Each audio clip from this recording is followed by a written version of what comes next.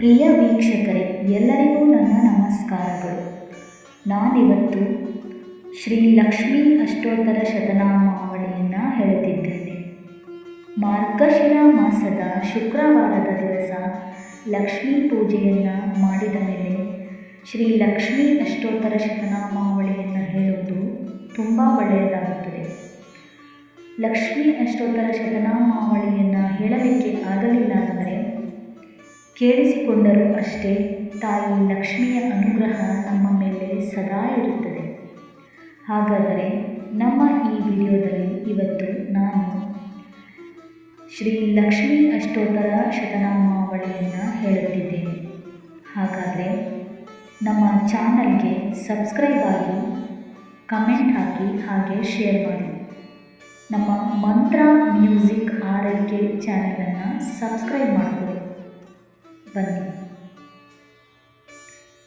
ಓಂ ಪ್ರಕೃತ್ಯೈ ನಮಃ, ಓಂ ವಿಕೃತ್ಯೈ ನಮಃ, ಓಂ ವಿದ್ಯಾಯೈ ನಮಃ, ಓಂ ಸರ್ವಭೂತಹಿತಪ್ರದಾಯೈ ನಮಃ, ಓಂ ಶ್ರದ್ಧಾಯೈ ನಮಃ, ಓಂ ವಿಭೂತ್ಯೈ ನಮಃ, ಓಂ ಸುರಭ್ಯೈ ನಮಃ, ಓಂ ಪರಮಾತ್ಮಿಕಾಯೈ ನಮಃ, ಓಂ ವಾಚ್ಯೈ ನಮಃ, ಓಂ ಪದ್ಮಲಯಾಯೈ ನಮಃ, ಓಂ ಪದ್ಮಾಯೈ ನಮಃ, ಓಂ ಶುಚ್ಯೈ ನಮಃ, ಓಂ ಸ್ವಾಹಾಯೈ ನಮಃ, ಓಂ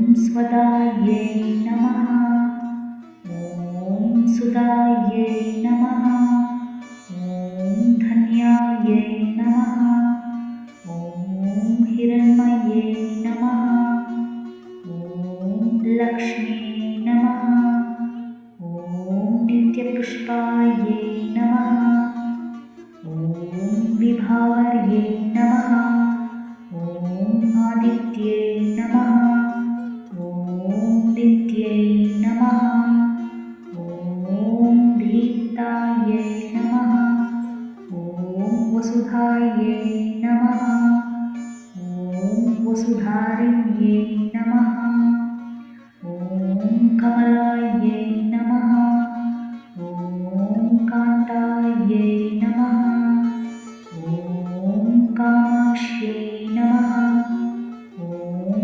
ಕಮಲಸಂಭವಾಯೈ ನಮಃ, ಓಂ ಅನುಗ್ರಹಪ್ರದಾಯೈ ನಮಃ, ಓಂ ಬುದ್ಧಾಯೈ ನಮಃ, ಓಂ ಅನಾಘಾಯೈ ನಮಃ, ಓಂ ಹರಿವಲ್ಲಭಾಯೈ ನಮಃ, ಓಂ ಅಶೋಕಾಯೈ ನಮಃ, ಓಂ ಅಮೃತಾಯೈ ನಮಃ, ಓಂ ದೀಪ್ತಾಯೈ ನಮಃ, ಓಂ ಲೋಕಶೋಕವಿನಾಶಿನ್ಯೈ ನಮಃ, ಓಂ ಧರ್ಮನಿಲಯಾಯೈ ನಮಃ, ಓಂ ಕರುಣಾಯೈ ನಮಃ, ಓಂ ಲೋಕಮಾತ್ರೇ ನಮಃ,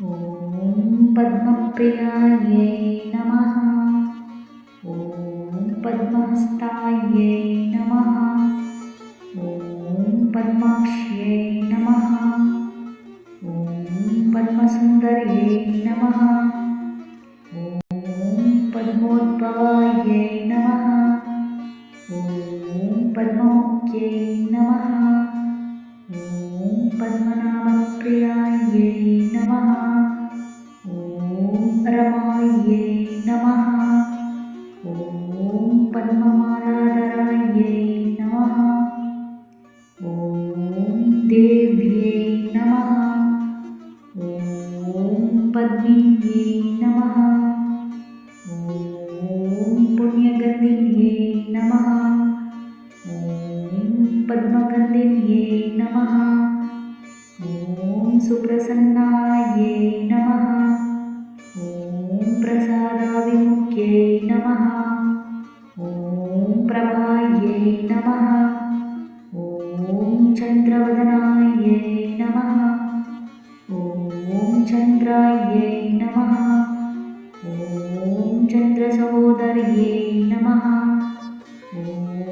ಚತುರ್ಭುಜಾಯೈ ನಮಃ. ಓಂ ಚಂದ್ರರೂಪಾಯೈ ನಮಃ. ಓಂ ಇಂದಿರಾಯೈ ನಮಃ. ಓಂ ಇಂದುಶೀತಲಾಯೈ ನಮಃ. ಓಂ ಆಹ್ಲಾದಜನನ್ಯೈ ನಮಃ. ಓಂ ಪುಷ್ಪೇ ನಮಃ. ಓಂ ಶಿವಾಯೈ ನಮಃ. ಓಂ ಶಿವಕರ್ಯೈ ನಮಃ. ಓಂ ಸತ್ಯೈ ನಮಃ. ಓಂ ವಿಮಲಾಯೈ ನಮಃ. ಓಂ ವಿಶ್ವಜನನ್ಯೈ ನಮಃ. ಓಂ ತುಷ್ಟೈ ನಮಃ. ಓಂ ದಾರಿದ್ರ್ಯನಾಶಿನ್ಯೈ ನಮಃ. ಓಂ ಪ್ರೀತಪುಷ್ಕರಿಣ್ಯೈ ನಮಃ. ಓಂ ಶಾಂತಾಯೈ ನಮಃ. ಓಂ ಶುಕ್ಲಮಾಲ್ಯಾಂಬರಾಯೈ ನಮಃ. ಓಂ ಶ್ರೀಯೈ ನಮಃ. ಓಂ ಭಾಸ್ಕರ್ಯೈ ನಮಃ. ಓಂ ಬಿಲ್ವನಿಲಯಾಯೈ ನಮಃ. ಓಂ ವರಾಹರೋಹಾಯೈ ನಮಃ. ಓಂ ಯಶಸ್ವಿನ್ಯೈ ನಮಃ. ಓಂ ವಸುಧರಾಯೈ ನಮಃ. ಓಂ ಉದಾರಾಂಗಾಯೈ ನಮಃ. ಓಂ ಹರಿಣ್ಯೈ ನಮಃ. ಓಂ ಹೇಮಮಾಲಿನ್ಯೈ ನಮಃ. ಓಂ ಧನಧಾನ್ಯಕರ್ಯೈ ನಮಃ. ಓಂ ಸಿದ್ಧಯೈ ನಮಃ. ಓಂ ಸ್ತ್ರೈಣಸೌಮ್ಯಾಯೈ ನಮಃ. ಓಂ ಶುಭಪ್ರದಾಯೈ ನಮಃ. ಓಂ ನೃಪವೇಶ್ಮಗತನಂದನಾಯೈ ನಮಃ. ಓಂ ವರಲಕ್ಷ್ಮ್ಯೈ ನಮಃ. ಓಂ ವಸುಪ್ರದಾಯೈ ನಮಃ. ಓಂ ಶುಭಾಯೈ ನಮಃ. ಓಂ ಹಿರಣ್ಯಪ್ರಕಾರಾಯೈ ನಮಃ. ಓಂ ಸಮುದ್ರತನಯಾಯೈ ನಮಃ. ಓಂ ಜಯಾಯೈ ನಮಃ. ಓಂ ಮಂಗಳಾಯೈ ನಮಃ. ಓಂ ವಿಷ್ಣುವೃಕ್ಷಸ್ಥಲಾಯೈ ನಮಃ. ಓಂ ವಿಷ್ಣುಪತ್ನ್ಯೈ ನಮಃ. ಓಂ ಪ್ರಸನ್ನಾಕ್ಷ್ಯೈ ನಮಃ. ಓಂ ನಾರಾಯಣಸಮಶ್ರಿತಾಯೈ ನಮಃ. ಓಂ ದಾರಿದ್ರ್ಯಧ್ವಂಸಿನ್ಯೈ ನಮಃ. ಓಂ ದೇವ್ಯೈ ನಮಃ. ಓಂ ಸರ್ವಪತ್ರವಾರಿಣ್ಯೈ ನಮಃ. ಓಂ ನವದುರ್ಗಾಯೈ ನಮಃ. ಓಂ ಮಹಾಕಾಳ್ಯೈ ನಮಃ. ಓಂ ಬ್ರಹ್ಮವಿಷ್ಣುಶಿವಾತ್ಮಿಕಾಯೈ ನಮಃ. ಓಂ ತ್ರಿಕಾಲಜ್ಞಾನಸಂಪನ್ನಾಯೈ ನಮಃ. ಓಂ ಭುವನೇಶ್ವರ್ಯೈ ನಮಃ.